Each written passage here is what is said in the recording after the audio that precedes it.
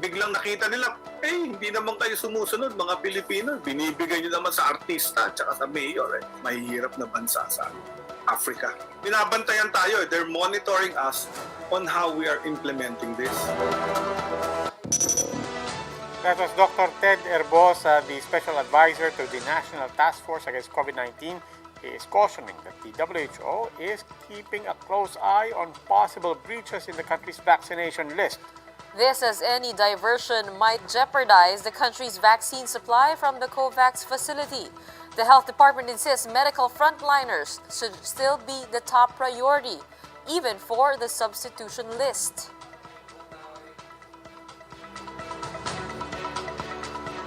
Good evening, I'm Gretchen Ho. And I am Robbie Alampay. You're watching The Big Story. Let's start with the country's free COVID-19 vaccines from the WHO-led COVAX facility in peril. The doses that could have covered 20 million Filipinos could be withdrawn, with local officials keeping the inoculation priority list. Under the agreement with COVAX, healthcare workers should be the first in line. But in some areas, mayors are getting dibs on the jabs. Jess De Los Santos has the big story.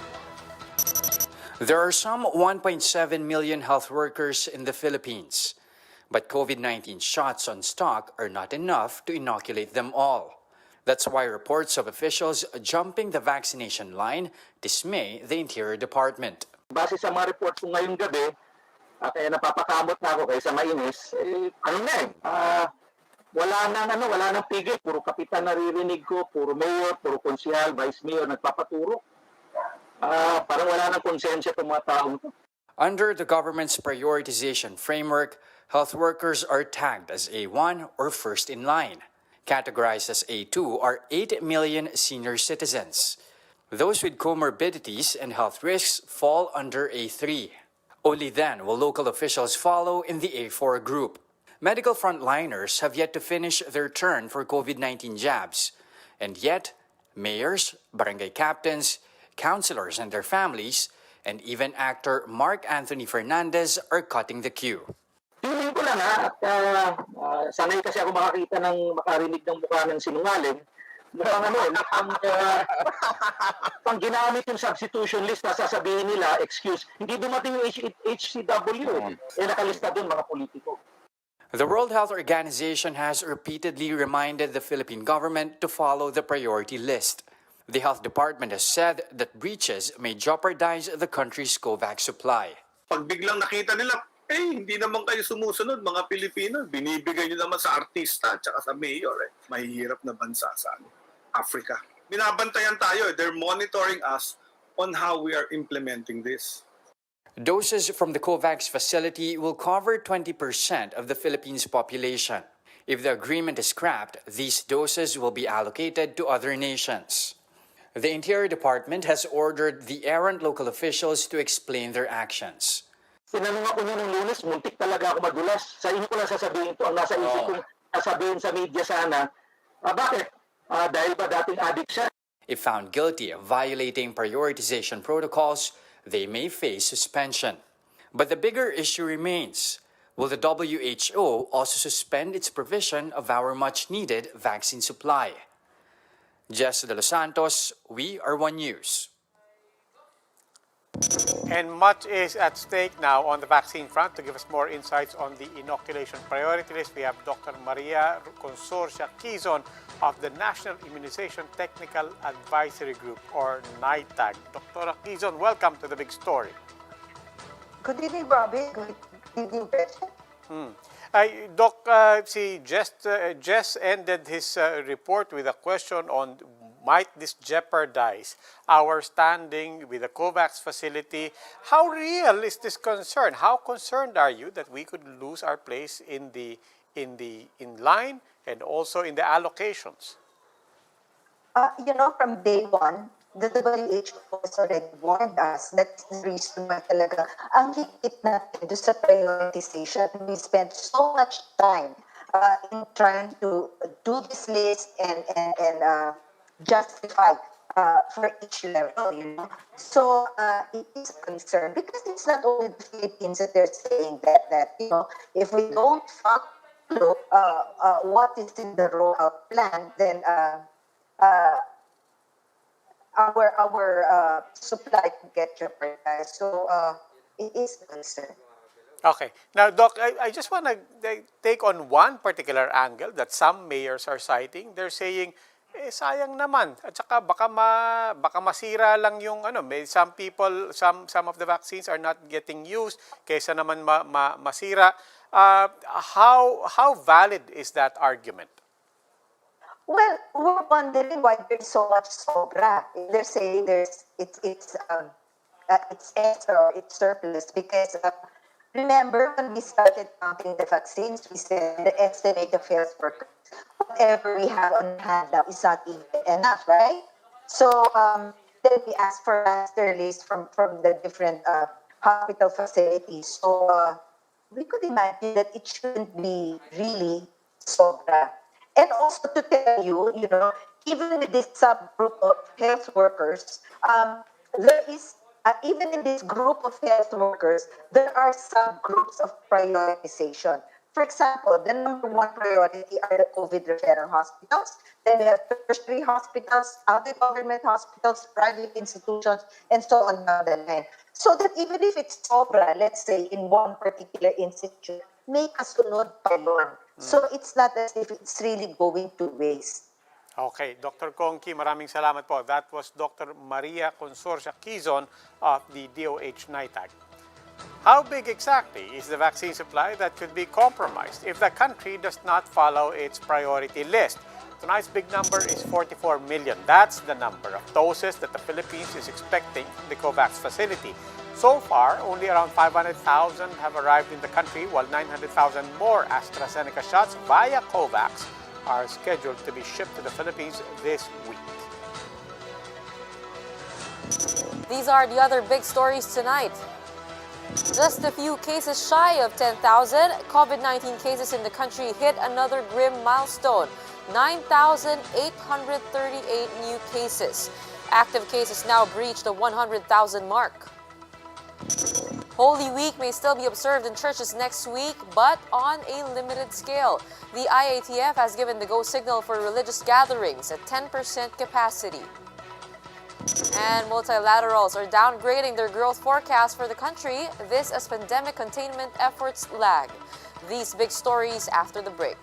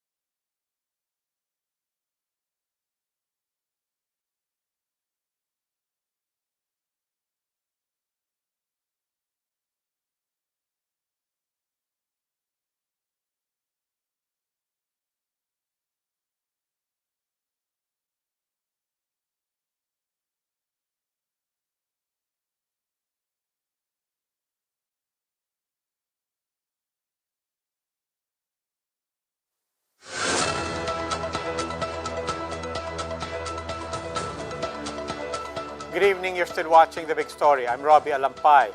2 days before the start of Holy Week, the IATF finally heeds church officials' calls to allow religious activities at limited capacity. The catch, masses are only allowed once a day until April 4. Marlene Alcaide with the details. Manila Cathedral is now preparing for the Holy Week. Religious gatherings will push through in the NCR Plus bubble after all, although at limited capacity. In the IATF's latest resolution, churches may hold physical masses or worship services once a day from April 1 to 4. Only 10% capacity is allowed. Churches are encouraged to have a reservation system. Mass gatherings, even outside the church, are still prohibited. Recorded music is urged to avoid live singing during Mass.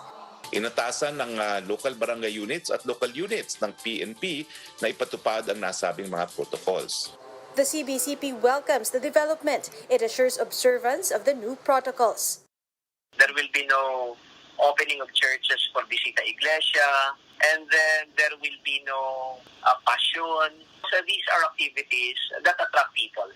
Over in Quiapo Church, only 100 church-goers are allowed inside the Minore Basilica of the Black Nazarene per Mass. Officials are now discussing ways to implement online reservation for Holy Week Masses. They will also prohibit kissing or touching the crucifix. Kami mga pari na lang yung uhugasan na paa. Medyo may mga adjustment lang sa mga liturgical celebration ng simbahan. For Palaspas blessing, the church says this may be done beyond Palm Sunday to avoid an influx of devotees. Manila Police will enforce the Holy Week restrictions. Umuwi na muna kayo. Umuwi na muna kayo. Kung pwede naman, pinapayagan namin kayong makapasok dyan. Wala tayong magiging usapan. So sa ngayon, ang guidance is hindi po pwede yung mga ganitong pagtitipon. Sumunod tayo. Pagpasensyahan nyo muna. Bumalik kayo pag pwede na.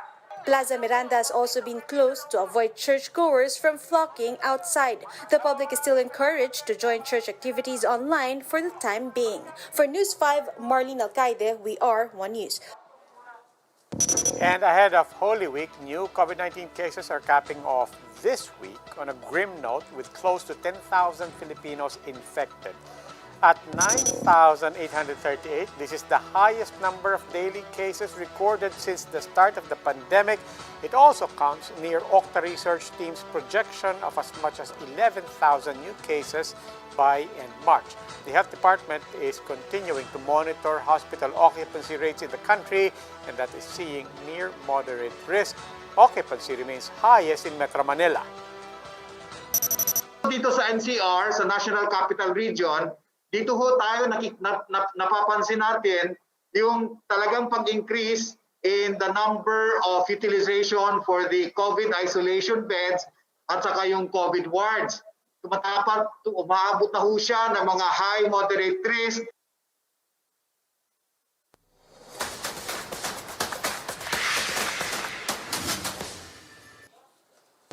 I'm Gretchen Ho, your woman in action.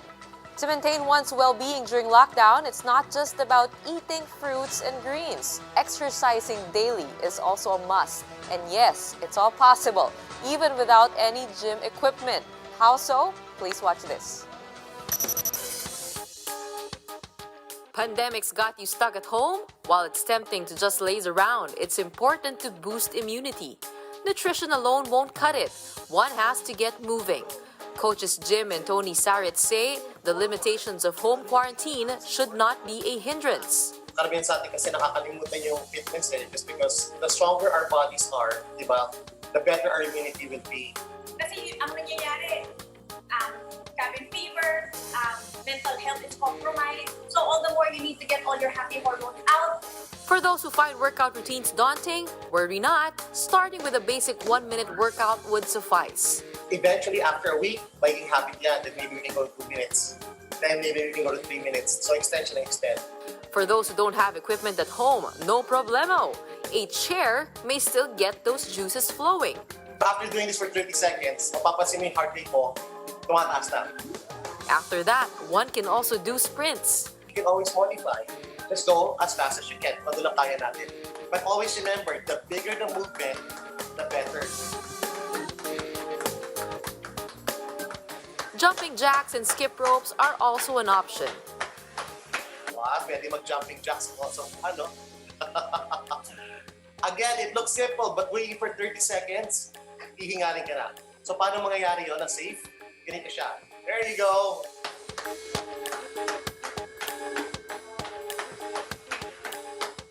This is an exercise you can do to activate the chest, the arms, the bicep, the back. For those sitting in front of a computer all day, they also encourage arm exercises. Yun yung talagang structured activities, community effort, tsaka yung pinaka-importante, I mean, you have to be with like-minded people. And while you're at it, why not try working out with an online community or posting online for additional motivation? While the workout industry has greatly changed during the pandemic by going mostly virtual, creativity and willpower can still get things done. Gretchen Hall, we are One News.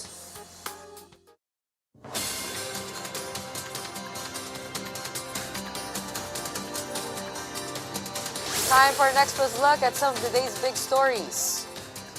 Due to a faulty thermometer, 7,500 AstraZeneca doses were returned from the Bicol region.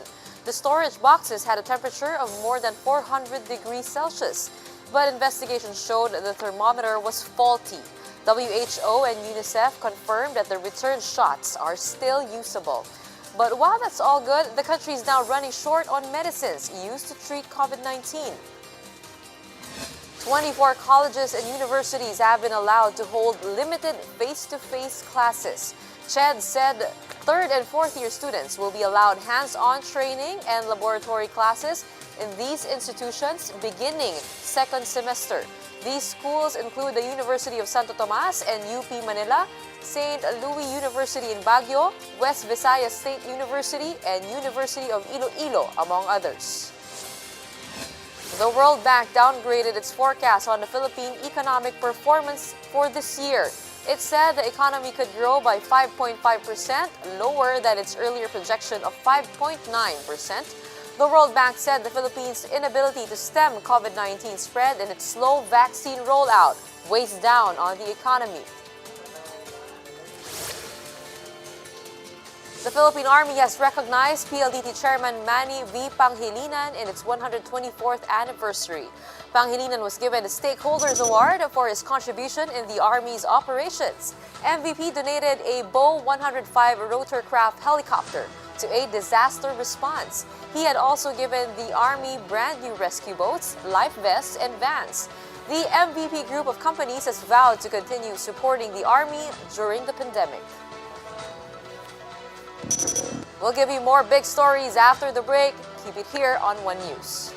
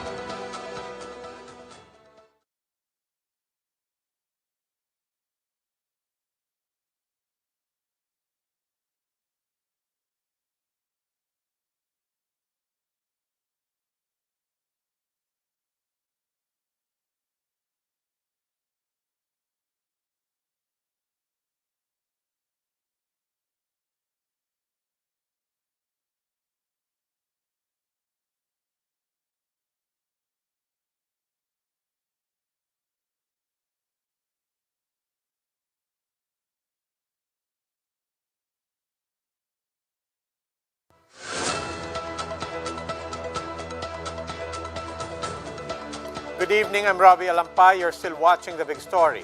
It is not just COVID cases, mental health concerns are likewise seeing an increase in the past year as more people fret and worry about uncertainties brought on by the health crisis. Mobile journalist Pamela Vasquez gives us a front seat to the story.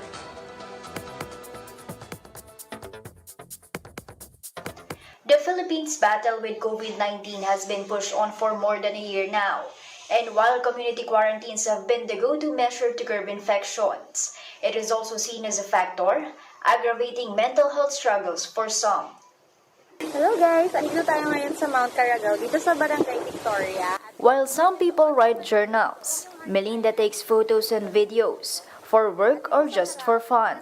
But behind the contagious smiles are personal battles. In the middle of the pandemic, she left a decade-long career in media to work in the public sector. With all these changes, came the anxiety and self-doubt. I dread every day na kung papasok pa ba ako or not. Feeling ko, everything and everyone is already against me. As the pandemic sped past its first year, the Health Department reported an increase in calls to the hotlines of the National Center for Mental Health. In the first quarter of the year, there were 3,000 calls to the hotlines, almost 900 of them suicide-related. Non-government organizations, like the Natasha Goldburn Foundation, also noticed a spike of hotline calls. The foundation was getting 60 to 80 calls a day, averaging 1,800 to 2,200 calls in the last 3 months. Roughly half of the callers are struggling through financial problems brought by the pandemic. But there are also students as young as 10 years old, experiencing stress under the blended learning system. The anxiety and stress has spilled over to the foundation's social media page. In our Facebook, we have already threats. I'm going to kill myself. It doesn't help that there is a stigma associated with those seeking help. We have to stop gossiping, rumor mongering, trying to figure out what really caused a suicide, what caused a mental depression. Whether it is through a helpline or a helpful friend, Melinda says what matters is having someone to talk to and someone to listen. It really helped me na may ibang nagbabalidate dun sa feelings ko. COVID-19 does not choose who it hits. That goes the same for anxiety and depression. And while we're in the middle of a rising wave of cases, creating more fears and frustrations, it's important to be reminded that there are people and organizations willing to help. I'm Pamela Vasquez and we are One News.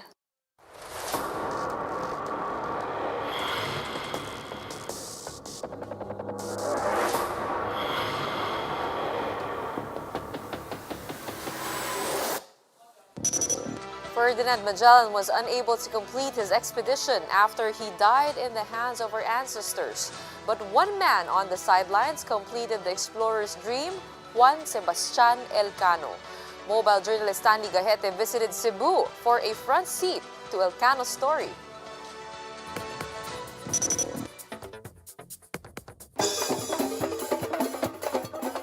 "500 years after Ferdinand Magellan arrived in the Philippines, the Spanish Navy sent another ship. But this time, it was not Magellan that arrived, but Juan Sebastian Elcano. Elcano is the Spanish Navy training ship named after one of Magellan's captains, who completed the expedition journey around the world. Behind me is the Elcano ship of Spain that precisely traces the route made by explorer Ferdinand Magellan in 1521 in circumnavigating the world. The ship is in Cebu City today to remember its contribution in discovering the world is round. Elcano and Magellan had been off to a rocky start. Early in the voyage, Elcano took part in a mutiny against Magellan, and for that, he was put in chains for 5 months. Yet later, Magellan trusted him enough to make him captain of one of the expedition ships, and together, they landed here and shaped the Philippine history. Well, the arrival of Magellan signaled the end of the independence of settlements, Tulujans with their chieftains, who were constantly disunited. When Magellan died in the Battle of Mactan, it was Elcano who took over and completed the journey around the world. So this actually enabled to have the first tour of the world. The Elcano ship also passed the ongoing Cebu-Cordova Link Expressway, the 8.5-kilometer tall facility linking Cebu City to Mactan Island through the municipality of Cordova. For Dr. Bersales, there's a lesson here for both Spaniards and Filipinos. This quincentenary is a time to reflect on what we have lost, what we have gained, and how we can use this to move the nation. In the end, the Elcano is here not in the memory of war and bloody conquest, but in memory of human exploration and the endless pursuit of knowledge. Stanley Gahete, we are One News.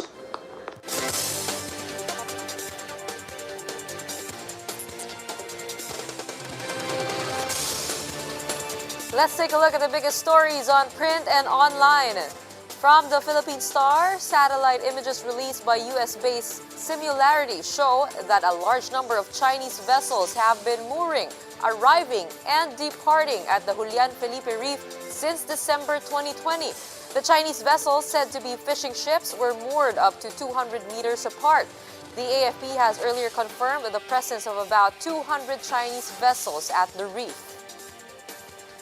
The Philippines is lagging behind its Asia-Pacific neighbors, according to US-based think tank Moody's Analytics. According to a Business World Live report, the country's economic rebound may happen only by the second half of the year.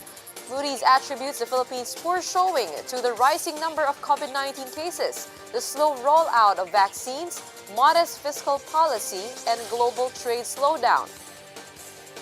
The Toll Regulatory Board has finally released provisional rates for Skyway 3. From Buendia to Santa Mesa, toll charge will be at 105 pesos, Ramon Magsaysay to Balintawak at 129 pesos, and Buendia to NLEX at 264 pesos. These rates are not yet final, and toll operator San Miguel Corporation has not yet been given authority to collect fees. And here are the other stories from around the world. Salvage teams from the Netherlands and Japan are joining efforts to refloat the massive container ship blocking the Suez Canal. The traffic jam in the busy trade route continues to build up as the Ever Given ship, which is almost as long as the Empire State Building, remains aground. Dutch firms Smith Salvage and Japan's Nippon Salvage are now working with the ship's owner to devise a plan to free the ship and mitigate the effects of the incident. North Korea has fired 2 short-range missiles into the sea near Japan. That was on Thursday, ramping up pressure on the new Biden administration in Washington. U.S. President Joe Biden is warning North Korea that they will respond accordingly if it escalates its military testing. The move has also alarmed Japan, as this coincides with the start of the Olympic torch relay in Tokyo.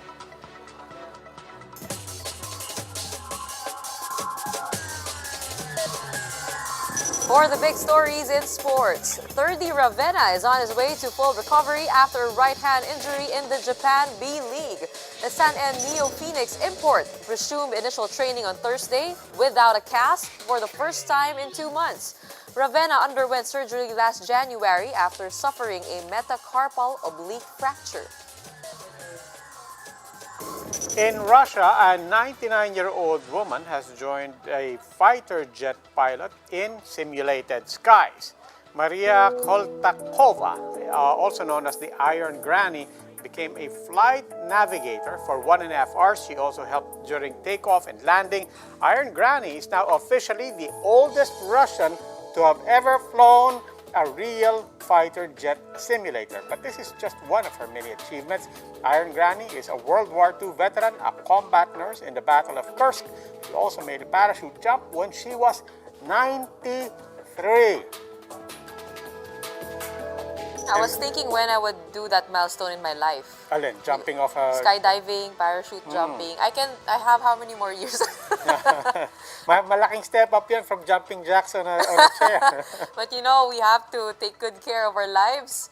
And we had the highest record-breaking number of cases today. So as we go into the weekend, mag-ingat tayo. Yeah, something to reflect on and to pray about during the Holy Week.